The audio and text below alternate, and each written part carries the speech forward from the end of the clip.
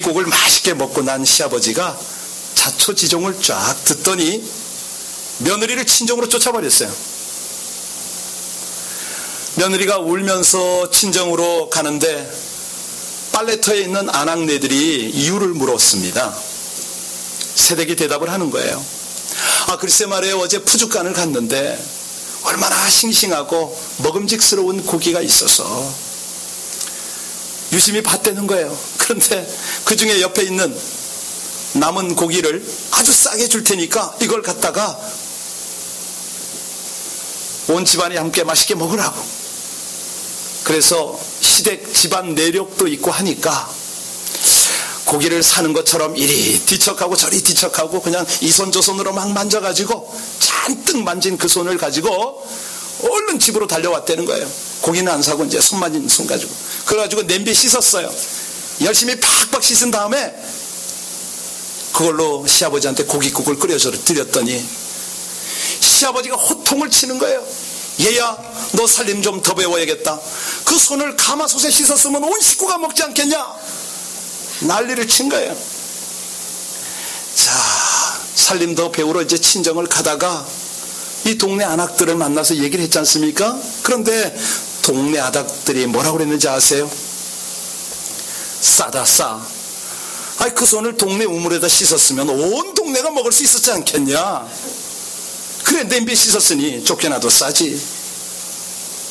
여러분, 오늘 아침 고기 얘기 좀 했는데요, 이 고린도 교회가 고기로 문제가 생겼어요. 왜냐하면 고린도에는 이제 신전이 여러 개가 있었습니다. 이 신전에 바쳐진 고기가 세 부분으로 쓰임을 받는데, 첫 번째는 태워서 그 자기들의 신에게 올려주고요, 두 번째는 그 사제들에게 줍니다. 그러면 사제들은 다 먹을 수가 없으니까 일부를 싸게 시장에 내다 팔고요, 그리고 이제 나머지 부분은 제주에게 주니까 제주는 그 고기를 가져다가 온 동네 사람들과 더불어서 잔치를 벌이고 축제를 합니다. 자, 고린도 상황이 이 정도 되다 보니까 고린도 교인들이 황당합니다. 우상에게 바쳐졌던 이 음식으로부터 좀 자유로웠으면 좋겠는데, 아니 이웃이 벌이는 잔치에 초대를 받고 안 갈 수도 없고, 또 가면 우상에게 드려졌던 이 고기를 안 먹을 수도 없고, 아주 진퇴양난해요. 아니 그나마도 시장에 가서 고기 좀 사려고 하면 한결같이 우상에게 드려졌던 고기들이 다 나왔다는 거예요. 자, 고기를 먹긴 해야 되고, 고기를 먹자니 우상의 제단에 드려졌던 고기고 하나님 앞에 죄가 될 것 같아서 너무 꺼림칙하거든요. 여러분과 저가 비슷한 상황에 처할 수가 있습니다. 제사 드린 집에 초대를 받고 또 우상께 제사를 드렸던 돼지머리라든가 이런 것들로 눌러서 고기를 만들어서 나눠 먹자고 할 때에 비슷한 상황이 될 수가 있지 않습니까? 그런데 이 문제가 교회 안에서는 이제 격론이 벌어집니다. 먹을 수밖에 없다, 이런 사람들이 있고요, 아니다, 먹어서는 절대 안 된다, 뭐 이렇게 대립이 됐어요. 서로 정죄를 했습니다. 이제 자칫 교회가 분열된 위기에 처해 있습니다. 오늘날로 말하면 LA에 여러 교회가 있는데 그 중에 디모 교회의 상황과 비슷합니다. 자, 그러면 오늘 이런 상황에서 어떻게 해결을 할 것이냐, 우리 하나님이 어떻게 명확한 해결책을 주셨느냐, 1절을 보시면은 답이 나와 있습니다. 우리 같이 1절 큰 목소리로 읽겠습니다. 시작. 우상의 제물에 대하여는 우리가 다 지식이 있는 줄을 아나 지식은 교만하게 하며 사랑은 덕을 세우나니. 해결법이 뭡니까? 덕을 세우라는 거죠. 사랑으로 덕을 세우면 이 방법밖에 없다. 여기 이 덕을 세우다, 이 말이 중요합니다. 원어로 보면은 오이코도메 이렇게 말하거든요. 오이코, 집이라는 뜻입니다.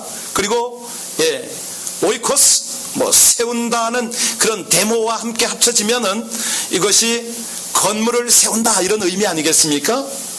그런데 여기서 덕을 세운다, 이 말은 건축을 한다 이 말이 아니고 영적으로 세운다, 영적으로 견고하게 세우려면 이렇게 해야 합니다, 이런 뜻이겠죠. 이 시대나 그 시대나 똑같이 건물은 각 기둥들이 잘 연합을 해야 건물이 세워지지 않습니까? 그렇게 건물을 세우듯이 하나님의 교회, 하나님의 나라를 세우는 방법은 개개인이 사랑의 덕을 세워야 한다. 그러면 굳건하게 세워질 수 있을 것이다, 이런 말인데요. 조금 더 그 현지 상황을 조금만 더 살펴보겠습니다. 이런 문제 때문에 교회가 아주 바닥부터 흔들렸어요. 기둥부터 흔들린 거예요. 그런데 누구도 그들이 흔들리는 믿음을 세워주려는 사람이 없어요.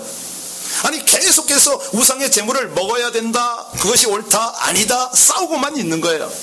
결국은 교회는 물론이고 각 성도들의 믿음이 파국을 향해서 치달았습니다. 아까도 잠깐 말씀드렸지만 오늘날 교회의 문제가 비슷하거든요.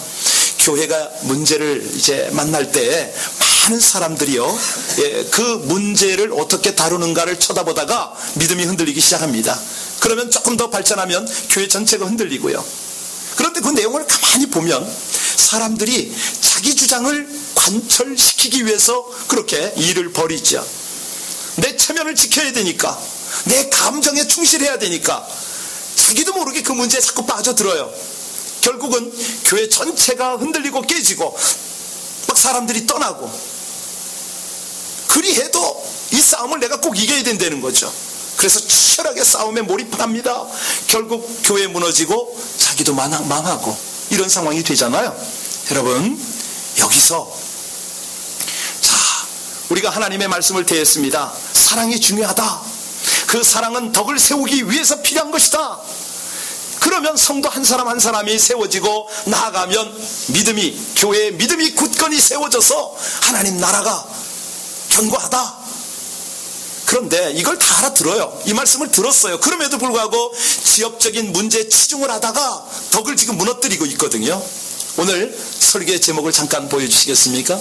설교의 제목이 뭐라고요? 같이 읽습니다. 시작.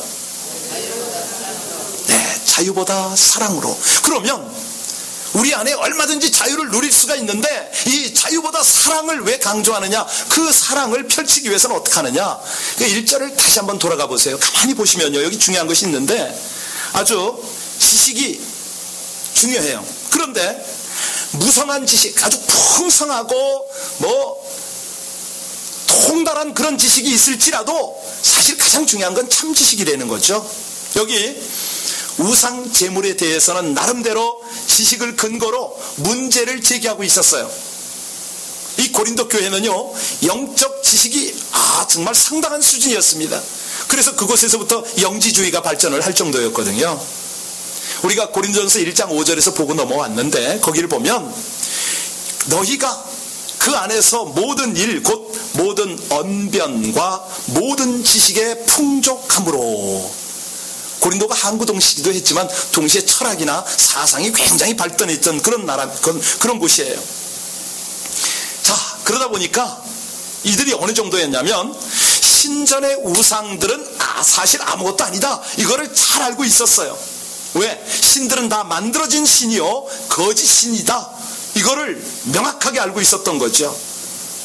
그래서 실제로 존재하지 않는 그런 신들에게 바쳐졌던 제물, 형식상의 제물이지 실제로는 제물이 아니다, 이거를 너무 잘 알고 있었던 거죠. 그러니까 그 우상은 이 고기들을 더 이상 어떻게 더럽히지도 못한다, 완전히 깨달아 알고 있었던 거예요. 그러니 꺼리낌 없이 제물을 먹었던 거죠. 뿐만 아니라 제물을 먹지 못하는 사람들이 영적으로 너무 무지하고 어리다 공격을 했어요. 그러니 이 우상의 제물을 먹지 않는 사람과 날카롭게 대립을 했던 것이죠. 사실 우리가 엄밀히 보면 저들의 지식이 옳아요. 분명히 우상은 거짓 우상이고 우상 앞에 바쳐졌던 제물은 다 형식일 뿐입니다. 그래서 고기를 먹는다고 문제될 것이 없지요. 자, 그런데 영적으로 성숙지 못한 사람, 아무리 설명을 해도, 아무리 들어도 꺼림칙하기만 해요. 아니, 우상의 제물로 드렸던 건데 꺼림칙해서 도저히 못 먹겠는 거예요. 문제가 없다고 설명을 들어도, 아니 이건 구단 음식인데, 정말 저 성황당에, 아니 고사를 지낸 그런 음식인데 먹을 수가 없다는 거예요. 여러분, 이걸 우리 현실로 잠깐만 끌어오겠습니다. 우리 아이들이요, 시골에 데리고 놀러를 가지 않습니까? 어린 아이들이 밤을 무서워하는데 혼자서 캄캄한 밤에 그 시골에는 마당 뒷간에 화장실이 대부분 있죠. 예, 거기서 가서 화장실을 보려고 하면 귀신이 나오고 도깨비가 나와서 그냥 그런 것이 나올 것만 같아서 애들이 무서워서 엄마 손을 끌고 아빠 손을 끌고 함께 가려고 그러죠. 그렇죠? 자, 귀신이나 도깨비 이야기가 다 만들어낸 이야기인 거를 아무리 설명을 해도 아이들은요, 머리로는 이해를 하지만 그 무서움을 떨쳐버릴 수가 없는 거예요. 바로 이겁니다. 지식이요, 참 지식이 되기 위해서는 여러 가지 측면으로 포괄적인 이해를 해야 되잖아요. 예를 들어서 우리는 어른이기 때문에 어른들은 어떤 문제를 파악할 때 그 문제 자체만 보지 않습니다. 예를 들어서 문제가 발생한 배경이 뭐냐, 왜 인간관계가 저렇게 되느냐, 배경을 살필 것이고요. 그 다음에 왜 문제가 여기까지 왔느냐, 확대되는 과정도 가만히 살핍니다. 뿐만 아니라 조금 더 생각이 깊은 분들은 이 문제가 앞으로 어떤 결과를 만들어낼 것인가, 이까지 포괄적으로 보는 것이죠. 사실 그렇게 볼 수 있어야 참 지식이죠. 자, 그럴 때 거기서 끝나면은 그건 정말 지식은 아니고요.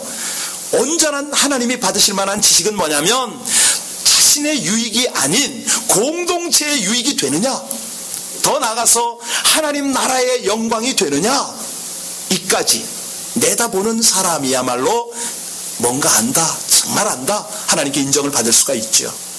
자, 오늘 4절에서 6절까지 본문을 한번 읽으면서 자, 우리 조금 더 깊이 들어가겠습니다. 시작. 그러므로 우상의 제물을 하나님은 한 분밖에 없는 줄 아노라. 비록 하늘에나 땅에나 신들이라 불리는 자가 있어 많은 신과 많은 주가 있으나 그러나 우리에게는 한 하나님 곧 아버지가 계시니 만물이 그에게서 났고 우리도 그를 위하여 있고 또한 한 주 예수 그리스도께서 계시니 만물이 그로 말미암고 우리도 그로 말미암아 있느니라. 무슨 말입니까?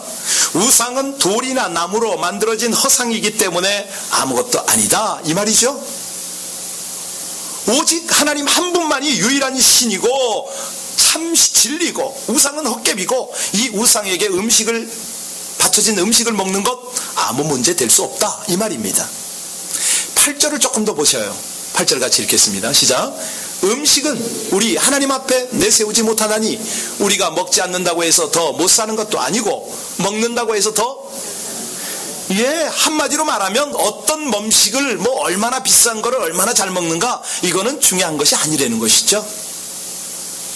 물론 필요할 때가 있습니다. 선교하시는 분들 보면은 마켓에 가도 가장 싼 거 먹고 돈 아껴서 선교하시는 분들 계세요. 참 귀하죠. 그런데 여기서 중요한 것이 뭐냐면 우상에게 바쳐진 음식을 먹는 것이 하등의 문제 될 것 없다. 이 지식을 모든 사람이 갖고 있는 건 아니다, 이 말입니다. 7절을 가만히 보세요. 7절에 뭐라고 그랬습니까? 시작. 그러나 이 지식은 모든 사람에게 있는 것은 아니므로 어떤 이들은 지금까지 우상에 대한 습관이 있어서 우상의 제물로 알고 먹는 거로 그들의 양심이 더러운 마음에 걸림이 있는 거네요. 일부 그리스도인들은요, 우상에게 바친 고기를 먹으면 양심이 더럽혀진다, 이런 느낌, 이런 생각을 가지고 있는 것이 문제라는 거죠. 자, 이랬을 때 이제 여기까지만 저와 여러분이 좀 본문을 깊이 알고요, 이제 좀 쉽게 좀 접근하겠습니다. 우리 9절 11절, 9절로 11절 같이 한번 그까지만 읽고요. 시작. 그런즉 너희가 자유가 믿음이 약한 자들에게 걸려 넘어지게 하는 것이 되지 않도록 조심하라. 지식이 있는 내가 우상의 집에 앉아 먹는 것을 누구든지 보면 그 믿음이 약한 자들의 양심이 담력을 얻어 우상의 제물을 먹게 되지 않겠느냐.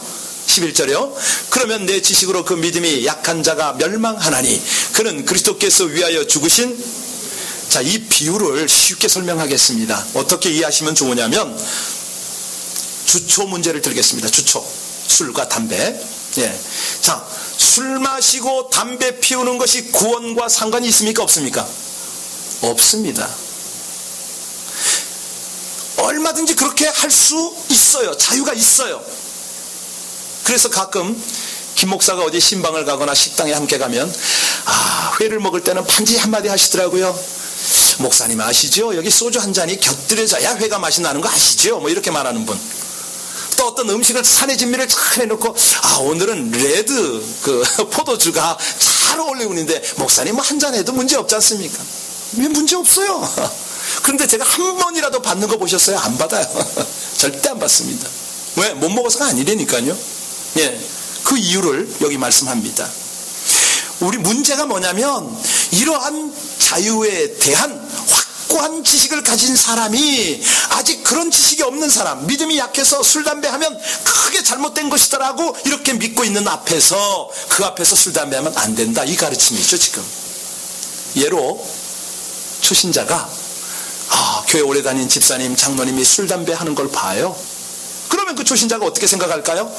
저렇게 예수 믿어도 문제가 안 되는구나 하면서 주초에 아주 자연스럽다는 것이죠. 자, 이런 논리라면 11절 말씀대로 사람의 지식 때문에, 영적인 걸 뭘 안다고 하는 그 지식 때문에 믿음이 약한 자가 망하게 되지 않느냐, 너희가 그를 실족케 할 것이냐, 이 말입니다. 예수 그리스도는요 바로 그 믿음이 약한 형제 자매를 위해서 죽었다, 이 말씀을 지금 하시는 거죠. 그죠? 예. 오늘 12절 말씀이 그 말씀 아닙니까? 예. 아니 11절 말씀 쭉 보면은 우리 주님께서 그런 이들을 위해서 죽으셨기 때문에 양심을 상하게 하는 것은 예수께 죄를 짓는 것다, 이 말이 결론이 납니다. 자, 그래서 오늘 마지막 절 13절을 보면 사도 바울이 아름답고 위대한 선언을 하고 있습니다. 같이 우리도 한번 선포하겠습니다. 시작. 그러므로 만일 음식이 내 형제를 실족하게 한다면 나는 영원히 고기를 먹지 아니하여 내 형제를 실족하지 않게 하리라. 할렐루야. 바로 이겁니다. 바로 이거. 우리는 무엇인지 할 수 있는 자유가 있습니다. 지식도 있습니다. 하지만 나의 자유로 인해서 믿음이 연약한 형제가, 그 자매가 상처를 입는다면 나는 기꺼이 내 자유를 포기할 수 있어야 한다. 믿음과 양심도 연약한 형제 자매가 나의 자유로운 행위 때문에 상처를 입는다면 그 형제 자매가 걸려 넘어지지 않게 하기 위해서 내 자유를 기꺼이 포기하겠다, 이 말입니다. 그래서 1절로 다시 돌아가 보십시오. 1절을 이제 읽으시면 더 깊이 이해가 갑니다. 1절 같이 다시 한번 읽습니다. 시작.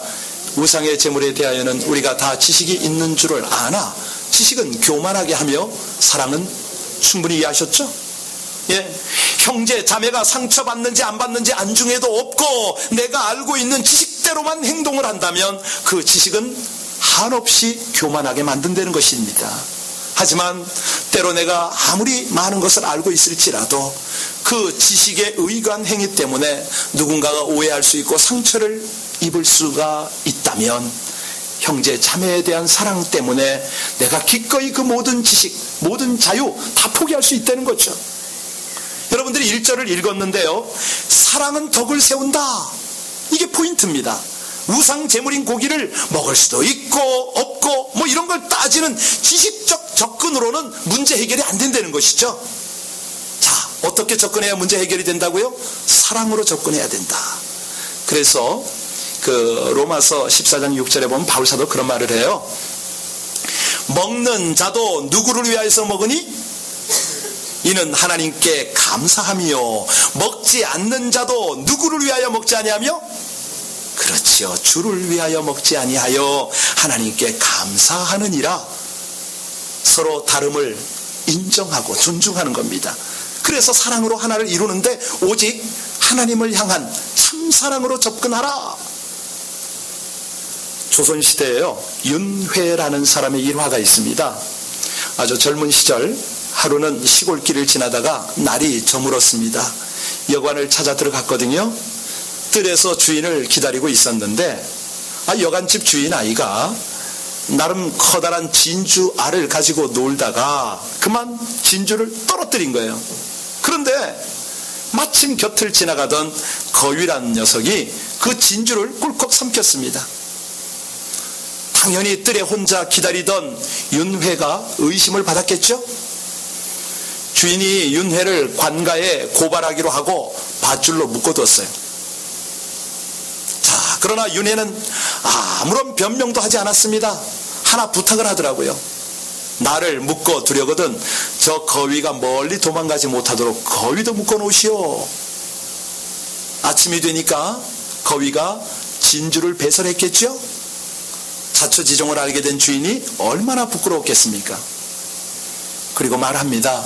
도대체 왜 그렇다고 진작 말하지 않았습니까? 예. 윤회가 뭐라고 대답했겠어요? 만일 어제 내가 그 말을 했다면 당신은 반드시 거위의 배를 째서 구슬을 찾을 것이므로 내가 잠깐 욕됨을 참으면서 기다렸소. 여러분, 이 윤회는요, 자기가 궁지에 몰려 있으면서도 아이는 물론이고 거위까지 생각을 한 거죠. 여러분, 이 지식이 그런 거예요.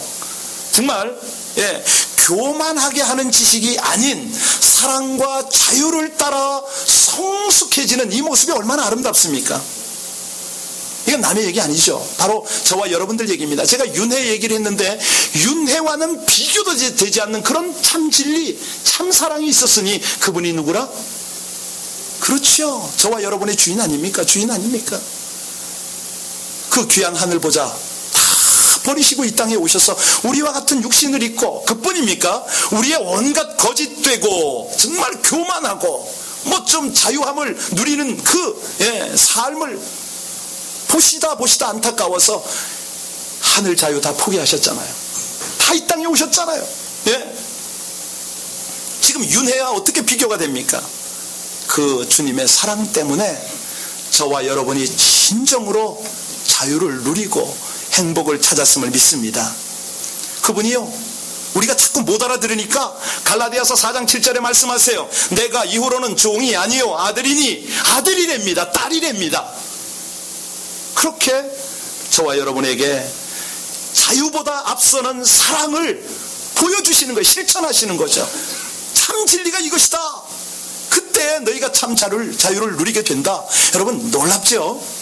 아니, 우리가 자유한데, 이 하나님을 믿고 안 믿고 경배하든 안 하든 자유한데, 아니 그 자유를 뛰어넘는 하나님의 사랑으로 우리를 참 자유 가운데 이끌어 가시니 이게 감당할 수 없는 은혜지요. 감당할 수 없는 은혜지요. 여러분, 오늘 우리가 본문의 3절을 가만히 다시 한번 가서 보세요. 시작. 또 누구든지 하나님을 사랑하면 그 사람은 하나님이 알아주신답니다. 하나님이요. 여러분, 하나님이 사랑하신 결과가 뭐예요? 사랑의 관계 아닙니까? 사랑은 상대방을 자유케 하는 줄로 믿습니다. 아이, 우리 꼬마 보세요. 여기 우리 어린애들의 수민이 왔는데요, 수민이가 뭘 해도 자유하게 해줘요. 우리 장로님은요, 한국에 또 손주도 둘이 있는데요, 아빠 엄마는 맨날 때리고 그냥 고집을 꺾으려고 그러고, 그냥 할머니 할아버지는 뭐 해도 이쁘대, 다 해달래. 어제는 머리를 깎으러 갔는데요, 할머니가 아들을 데리고 손자를 데리고 왔는데 코 한 10살짜리야 되나 머리를 볶고 지지고 염색하는데 그걸 보고 이뻐서 옆에서 입이 쭉 벌어져서 다 좋아요. 사랑하면 자유를 주는 거죠. 그렇죠? 자유롭게 해요. 그런데 그 자유에 기초한 관계가 맺어지는 것이 사랑의 관계이기 때문에 억압하지 않아요. 사랑은 사랑하는 사람을 자유롭게 하지 억압하지 않지요. 그런데 문제가 뭐냐면 사랑의 이름으로 행해지는 억압이 있다는 거예요. 오늘 그걸 우리에게 주의시키시는 것입니다. 자, 우리 9절 읽고 오늘 본문은 그만 읽도록 합니다. 9절 다 같이 읽습니다. 시작. 그런즉 너희가 자유가 믿음이 약한 되지 않도록, 이게 남의 얘기 아니고 오늘 우리 집 얘기였어요. 아침에 탁 나오는데, 자, 오늘은 입당 감사 예배가 있고 하니까 넥타이 색깔을 제가 고르려고 하는데 아내가 이거를 딱 꺼내놓더니 이걸 매라는 거예요. 여보, 내가 얼굴이 까맣기 때문에 이걸 매면 좀 안 어울릴 것 같은데. 그랬더니 한마디 딱 하더라고요. 이 넥타이를 사준 자매가 얼마나 세련된 자매인 줄 아느냐? 잘 어울리니까 매라 그러더라고요. 그래서 제가 뭐라고 그랬겠어요? 어허, 오늘 예화감이구만. 두 말도 않고 메고 나왔죠. 그런 거예요. 그냥 사랑하니까 제가 말 들어주는 거고. 뭐 그게 자유롭다는데 어떻게 하겠어요? 제가 자유를 줘야지. 그랬더니 잠깐은 제 속에 울컥 하려다가 참 자유가 왔어요. 할렐루야. 그래서 오늘 13절에 그런 말을 하잖아요. 만일 음식이 내 형제를 실족하게 한다면 나는 영원히 고기를 어떻게 해요? 안 먹는답니다. 고기 끊어버린답니다. 이야, 그러니 제가 이 바울 사도 앞에, 아니 하나님 앞에 제가 무슨 말을 하겠어요? 질문하겠습니다. 오늘 입당 감사 예배가 드려지는 날입니다. 자, 우리 교회에 어떤 분이 오셨으면 좋겠습니까? 여기서 바른 대답은 누구나입니다. 그죠? 누구나 오십시오. 빈자리를 넘치도록 채워주십시오. 근데 사실 우리 눈에는 옷을 반듯하게 차려입고 예절도 교양도 넘치고 거기다가 돈도 좀 있어 보이면 금상첨화, 아니 교육도 받았는데 세련됐다. 예, 이런 사람이면 우리는 다 좋아합니다. 그런데 탁 들어오자마자 냄새가, 이거 뭐 호레비 냄새인지 썩은 냄새인지 쫙 풍겨요. 그냥 카페트에다 침을 태태 뱉었어요. 술이 아직도 안 깼어요. 옷도 허름하게 입었습니다. 그러면 우리는 어떤 반응일까요? 좀 별로다, 이렇게 생각할 수 있을 거예요. 그렇죠? 별로다.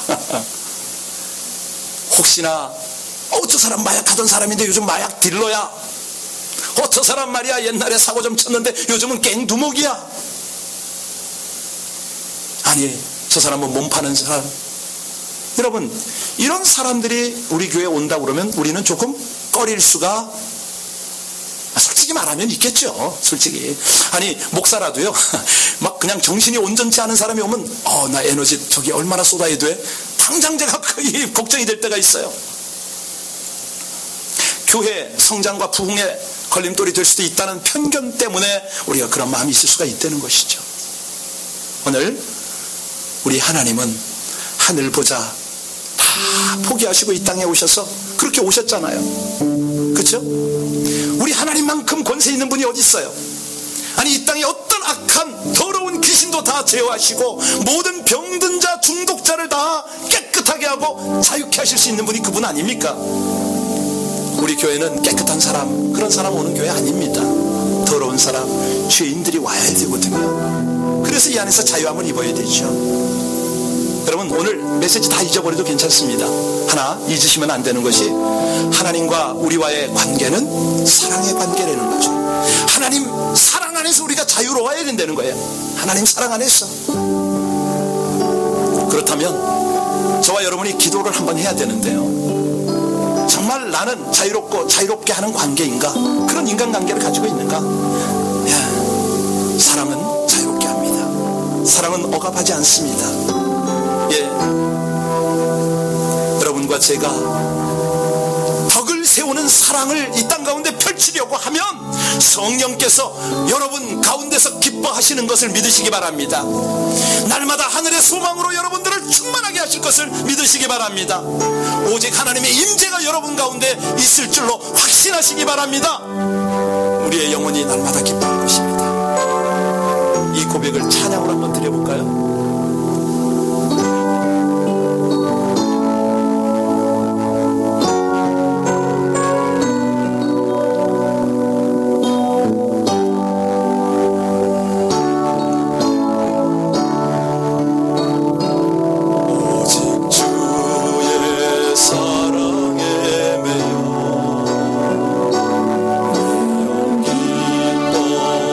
노래합니다.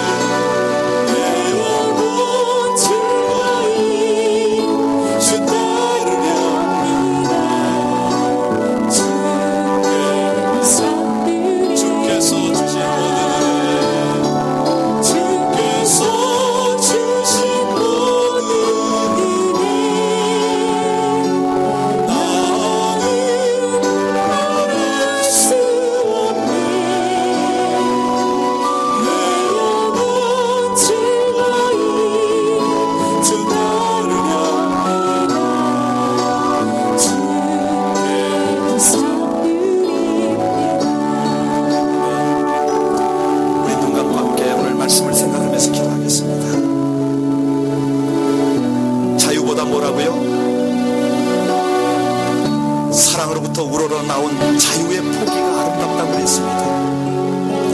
하나님을 사랑하기 때문에, 주의 몸된 교회를 사랑하기 때문에, 하나님께서 붙여주신 영혼들을 사랑하기 때문에, 하나님, 저 자유를 누리기보다는 제가 사랑으로 덕을 세우겠습니다.